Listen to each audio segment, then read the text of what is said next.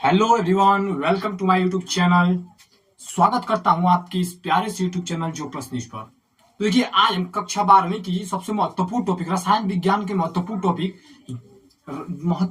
Werner सिद्धांत पर बात करेंगे। वर्नर सिद्धांत, देखिए वर्नर सिद्धांत, देखिए मैं बता दे रहा हूँ पहले से आपको कि वर्नर सिद्धांत, देखिए उत्तर प्रदेश में जो पेपर होता है, यूपी का जो पेपर होता है, उसमें 7 सेट बनेंगे। सातों सेट में से किसी न किसी एक सेट में फिक्स है कि ये आएगा 4 नंबर में, वो भी लॉन्ग क्वेश्चन के फॉर्म में आता है। 4 नंबर में आपको देखने को मिलेगा, ठीक है।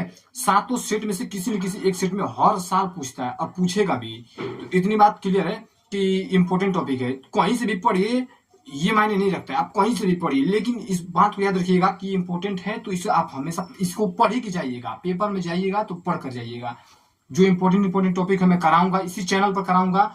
अगर आप इस चैनल पर नए हैं तो प्लीज चैनल को सब्सक्राइब कर लीजिए, अपने दोस्तों के पास शेयर करना ना भूलिएगा, क्योंकि अब इस चैनल पर मैं कक्षा 12वीं की, कक्षा 10वीं की दोनों क्लासों की मैं क्लास लूंगा, वो भी इंपॉर्टेंट टॉपिक की सिर्फ, ठीक है। क्योंकि अभी बहुत समय ज्यादा मतलब निकल के अगस्त का महीना भी बीतने वाला है।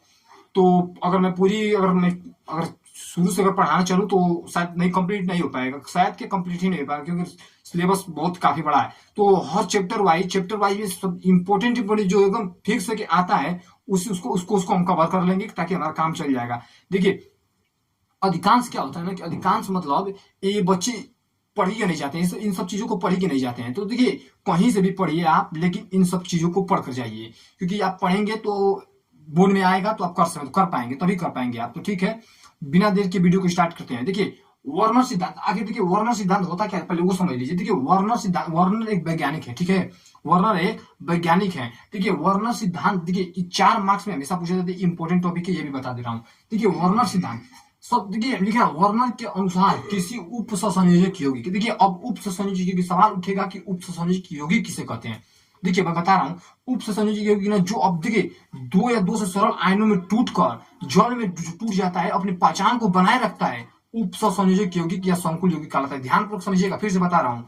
देखिए, जो उप ससंयोजक यौगिक होता है, जल में घुलकर अपने आयनों में टूटकर अपनी पहचान को बनाए रखता है, खोता नहीं है। जो खो देगा वो द्विकरण कहलाता है। इतनी बात को क्लियर कर, इतनी बात को हमेशा याद रखिएगा। जो पहचान को जल में घुलने के बाद, आयनों में टूटने के बाद अगर अपनी पहचान को खो दे तो द्विकरण कहलाता है।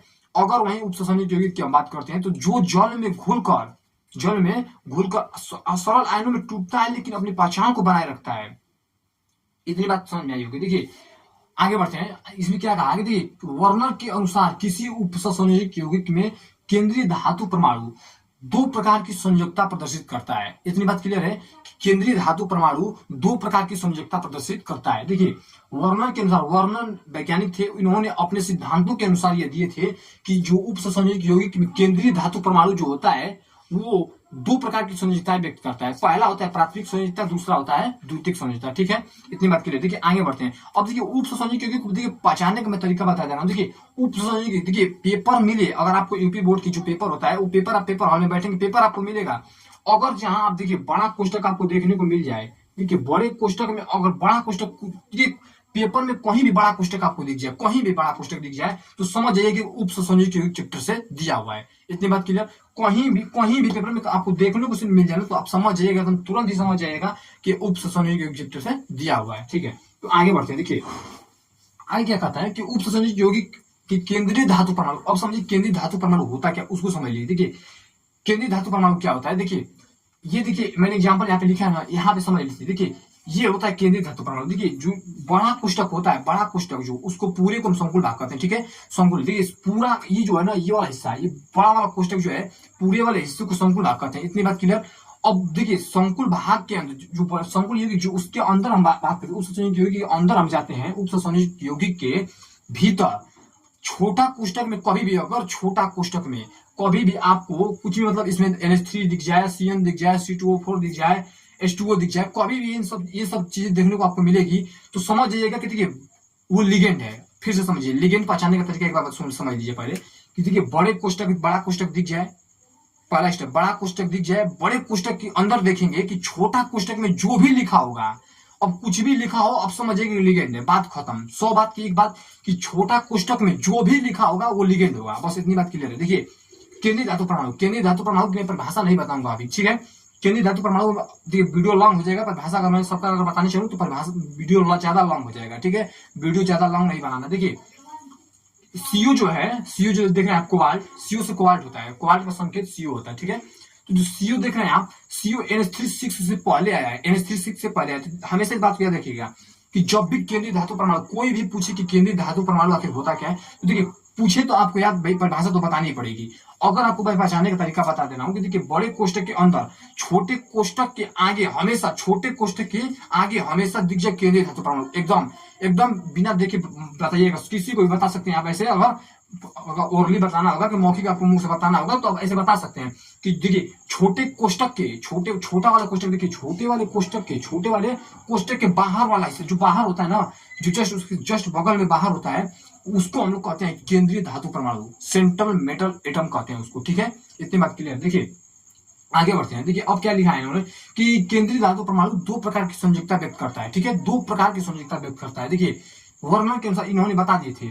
अब पहला होता है प्राथमिक संयोजकता, दूसरा होता है द्वितीयक संयोजकता, ठीक है। पहला होता है प्राथमिक संयोजकता, दूसरा होता है द्वितीयक संयोजकता। एकदम याद करा दूंगा, एकदम मुंह जवानी याद कराऊंगा, बस आप पूरी वीडियो के लास्ट तक बने रहिएगा, ठीक है, एकदम रटवा दूंगा। देखिए प्राथमिक संयोजकता किसे कहते हैं वो समझने की कोशिश कीजिएगा।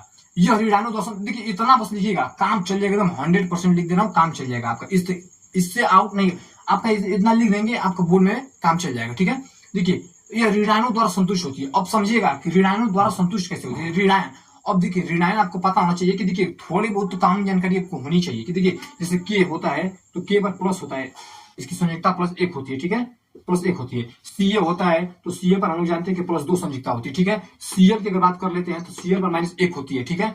अगर वहीं हम बात करते हैं C2O4 की अगर हम बात करते हैं तो देखिए C2O4 पर -2 होती है। तो संयोजकता देखिए कॉमन जानकारी आपको होनी चाहिए कि देखिए ये, अभी कोई पूछेगा कि इन दोनों में बताइए कि हमको धनावेशित कौन, धना, देखिए इन्हें अगर कोई पूछ दे नहीं बताइए कि ऋणायन कौन है, धनायन कौन है, तो आपको अब इतनी कॉमन जानकारी होनी चाहिए कि आपको बताना पड़ेगा कि जो K+1 है, सीए पर +2 है, मतलब कैल्शियम पर +2 संयोजकता प्रदर्शित कर रहा है, ये धनायन वाला भाग होता है। अगर वही हम बात करते हैं सीएल पर -1 और C2O4 पर -2, तो वो वाला जो हिस्सा होता है वो ऋणायन का हिस्सा होता है, ठीक है। तो इतनी बात क्लियर है कि ऋणायन धनायन, अब इतनी कॉमन जानकारी होनी चाहिए, ठीक है। तो आगे बढ़ते हैं। देखिए तो यह ऋणाणु द्वारा संतुष्ट होती है। अब एग्जांपल में आइए, देखिए एग्जांपल में क्या लिखे हैं, देखिए CONH3 का होल 6, CO3 का होल 6 बाहर, देखिए कोष्टक के बाहर लिखे हैं Cl3, ठीक है। आप हमेशा देखिए उप संयोजित यौगिक चैप्टर में जब भी बड़े कोष्टक के अगर उस साइड बाहर, मतलब इस साइड अगर आपको अगर कुछ भी देखने को मिले तो समझ जाइए कि ये इधर जब भी अगर पीछे देखने को मिले, जब भी अगर आपको कुछ भी अगर आपको पीछे अगर देखने को मिले ना, तो वो हमेशा ऋणायनिक वाला ही भाग होगा। हमेशा इतनी बात को याद रखना कि इधर बड़े कोष्टक के बाहर, बड़े कोष्टक के जो बाहर आपको देखने को मिलेगा ना, ये हमेशा ये इधर वाला हिस्सा जो है आपको देख रहे हैं, इधर वाला हिस्सा, ये हमेशा ऋणायन वाला ही हिस्सा आपको देखने को मिलेगा, क्योंकि धनायन को हमेशा आगे लिखा जाता है, ऋणायन को हमेशा पीछे लिखा जाता है। इतनी बात क्लियर। देखिए आगे बढ़ते हैं। ये ऋणायन तो संतुष्ट होती है, इसका मतलब मैं पूरा भी बताऊंगा, अभी एक पढ़ के मैं बता दे रहा हूँ। देखिए क्या है कि प्राथमिक संयोजकता को, ठीक है, प्राथमिक संयोजकता को बिंदुदार रेखा द्वारा प्रदर्शित करते हैं, बिंदुदार रेखा द्वारा प्रदर्शित करते हैं। अब देखिए, अब इसमें देखिए हम एग्जांपल में बिंदुदार रेखा द्वारा प्रदर्शित किए हैं, अभी बताऊंगा पूरे एग्जांपल के बारे में भी। देखिए बिंदुदार रेखा द्वारा प्रदर्शित किए हैं, इतनी बात क्लियर कि प्राथमिक संयोजकता को बिंदुदार रेखा द्वारा भी प्रदर्शित करते हैं, ठीक है। आगे बढ़ते हैं। 4th नंबर, देखिए प्राथमिक संयोजकता के द्वारा जुड़े ऋणायनों को, प्राथमिक संयोजकता के द्वारा जुड़े ऋणायनों को बड़े कोष्टक के बाहर लिखते हैं, हमेशा बड़े कोष्टक के बाहर लिखते हैं।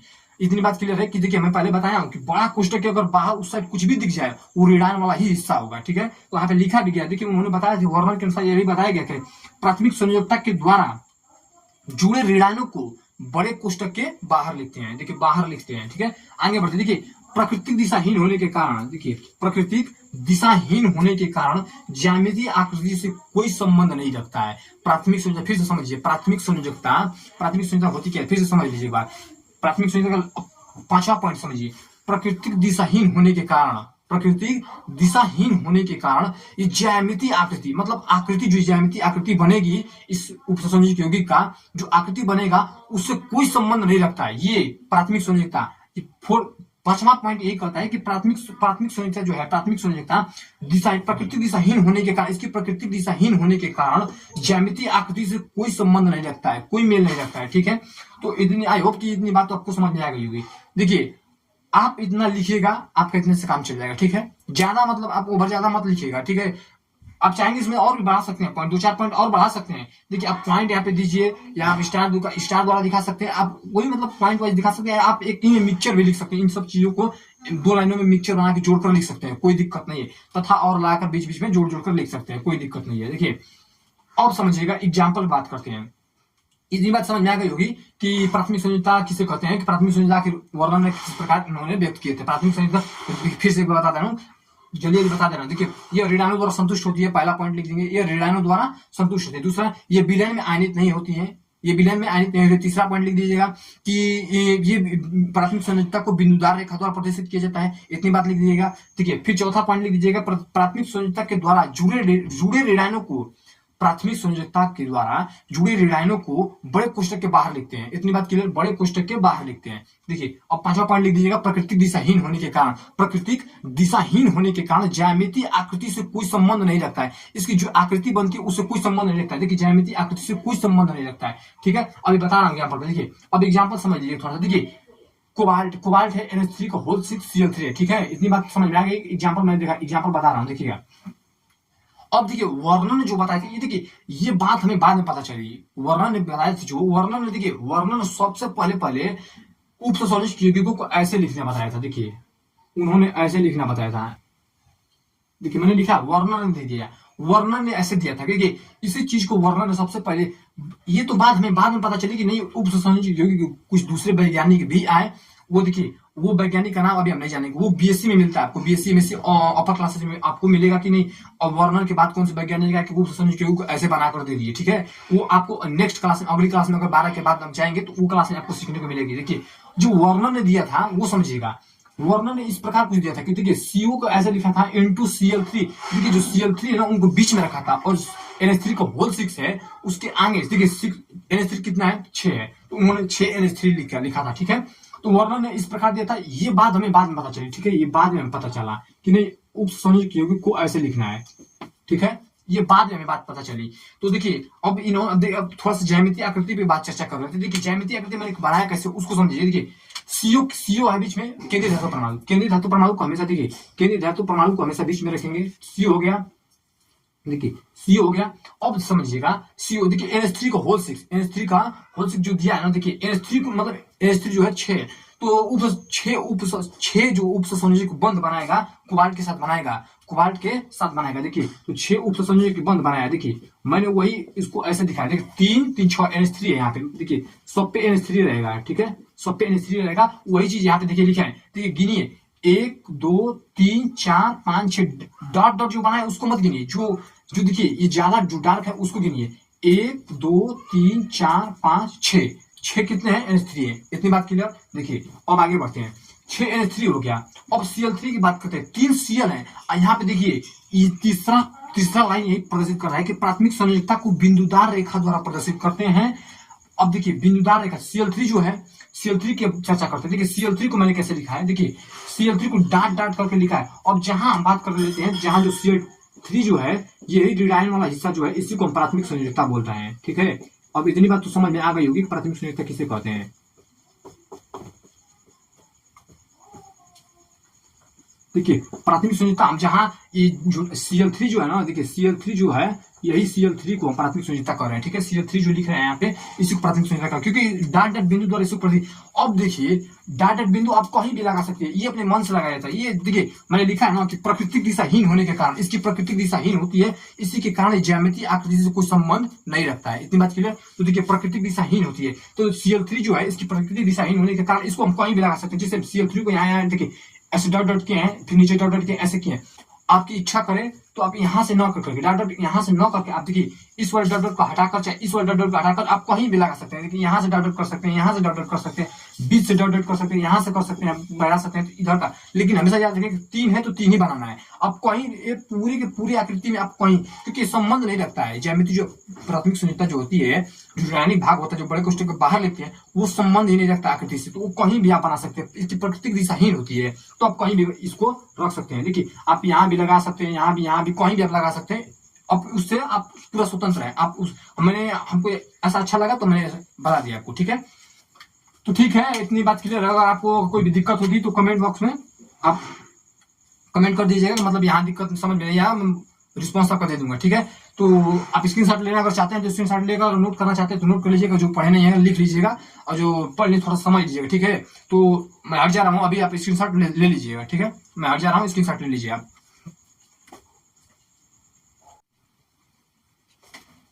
तो आशा करता हूँ कि प्राथमिक संयोजकता आप पूरी तरह से समझ चुके होंगे। अब द्वितीयक संयोजकता थोड़ी सी देख लेते हैं। द्वितीयक संयोजकता की होती क्या है, इसकी व्यवहार में थोड़ी सी चर्चा कर लेते हैं। देखिए द्वितीयक संयोजकता किसे कहते हैं, देखिए ये अधिकतर उदासीन ऋणायनों द्वारा संतुष्ट होती है। ये अधिकतर उदासीन या ऋणायनों द्वारा संतुष्ट होते हैं। इतनी बात क्लियर। देखिए उदासीन ऋणायन जरूरी, देखिए कभी कभी धनायन द्वारा भी संतुष्ट होती है, इसे कंफ्यूज मत होइएगा। तो देखिए अधिकतर उदासीन या ऋणायनों द्वारा संतुष्ट होती है। कहने का मतलब समझिएगा, बाहर वाला हिस्सा तो प्राथमिक संयोजक समझ लिए थे कि बाहर वाला हिस्सा जो होता है Cl3 वो प्राथमिक संयोजक पर व्यक्त करता है। तो अंदर वाला हिस्सा जो ये वाला हिस्सा देख रहे हैं लिगेंड वाला, ये इसमें ना ऋणायनिक, देखिए ऋणायन द्वारा भी संतुष्ट होता है, उदासीन द्वारा भी, कभी कभी धनात्मक द्वारा भी, कभी कभी धनात्मक, क्रिटिकल केस में एकदम हमेशा नहीं, कभी कभी ये धनायन द्वारा भी संतुष्ट होता है। इतनी बात क्लियर। देखिए आगे बढ़ते हैं। द्वितीयक संयोजकता हमेशा निश्चित होती है। द्वितीयक संयोजकता हमेशा निश्चित होती है, जिसे समन्वय संख्या कहते हैं। समन्वय संख्या को एक नाम से और जाना जाता है, उसको ध्यान दीजिएगा, थोड़ा सा कंफ्यूज मत होइएगा। देखिए समन्वय संख्या को उप सहसंयोजक संख्या भी कहते हैं। उप सहसंयोजन संख्या, देखिए उप सहसंयोजन संख्या भी कहते हैं। देखिए जो होता है, जो उप सहसंयोजक संख्या होता है, इसी को हम लोग कहते हैं समन्वय संख्या भी कहते हैं, ठीक है। तो उप सहसंयोजक संख्या जो होती है उसी को समन्वय, उप सहसंयोजक संख्या को ही समन्वय संख्या कहते हैं। तो देखिए लिखिए ना कि द्वितीयक संयोजकता निश्चित होती है, जिसे समन्वय संख्या कहते हैं। समन्वय संख्या समझ लीजिए। देखिए जो लिगेंड होता है, लिगेंडों की जो संख्या होती है समन्वय संख्या, यही उप सहसंयोजक संख्या को प्रदर्शित करती है। इतनी बात क्लियर है। फिर से समझ लीजिए, समन्वय संख्या जो इसमें है, एग्जाम्पल में देखिए N36 है ना, वही समन्वय संख्या होती है। जो संख्या जो व्यक्त करे वही समन्वय संख्या होती है। उसी को उप सहसंयोजन संख्या भी कहते हैं। क्लियर। देखिए आगे बढ़ते हैं। इनको सतत रेखा, देखिए प्राथमिक संयोजकता को हम लोग डॉट डॉट डॉट व्यक्त किए थे, इनको हम लोग सतत रेखा मतलब एक सीधी लाइन से प्रदर्शित करते हैं, ठीक है। इनको हम सीधी एक लाइन से मतलब सतत रेखा द्वारा प्रदर्शित, सतत मतलब होता है कंटिन्यू, लगातार, मतलब सीधी रेखा द्वारा प्रदर्शित करते हैं। देखिए इनको सतत रेखा द्वारा प्रदर्शित करते हैं, ठीक है। आगे बढ़ते। देखिए ये प्राथमिक संयोजकता से प्रबल होती है। कहने का मतलब समझिए कि जो प्राथमिक संयोजकता होती थी वो इससे द्वितीय संयोजकता से कमजोर होती है, ये कमजोर होती है। इसलिए ये देखिए द्वितीय संयोजकता विलयन में आयनित नहीं होती, ठीक है। इतनी बात क्लियर रखिएगा, क्योंकि प्राथमिक संयोजकता से प्रबल होती है, ठीक है।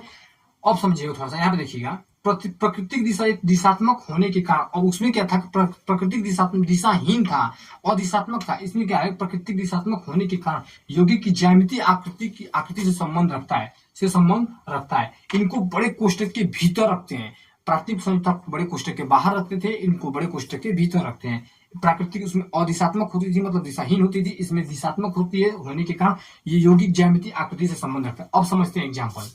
देखिए एग्जाम्पल क्या कहता है कि CO3 का होल 6 Cl3 है ना। देखिए अब इसमें कुछ नहीं करना है, ये आकृति आप देख रहे हैं, ये आकृति से इसी में समझ लेते हैं कि मैं दूसरा एग्जाम्पल ले लिया, इसी को देख लीजिए आप।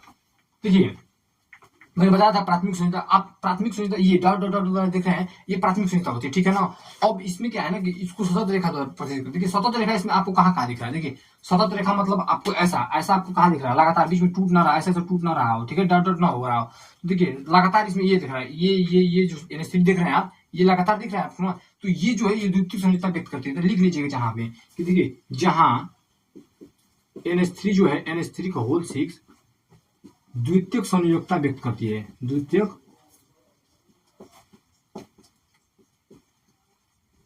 संयोजकता व्यक्त करती है, ठीक है। तो ये देखिए द्वितीयक संयोजकता व्यक्त करती है। जो ये NH3 है, जहां में लिख लीजिएगा थोड़ा सा, कि जो NH3 है ना वो द्वितीयक संयोजकता व्यक्त करती है, ठीक है। तो देखिए जो देखिए वर्णन ने तो ऐसे बता दी थी कि वर्णन ने पहले ऐसे लिखते थे, बाद में ये मालूम चला कि नहीं ऐसे लिखना है, ठीक है।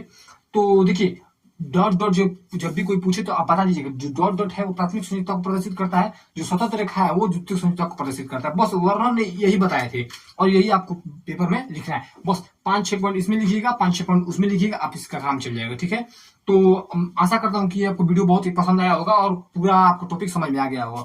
तो ठीक है, मिलते हैं फिर किसी नेक्स्ट वीडियो में और किसी नए मजेदार टॉपिक के साथ। तो धन्यवाद।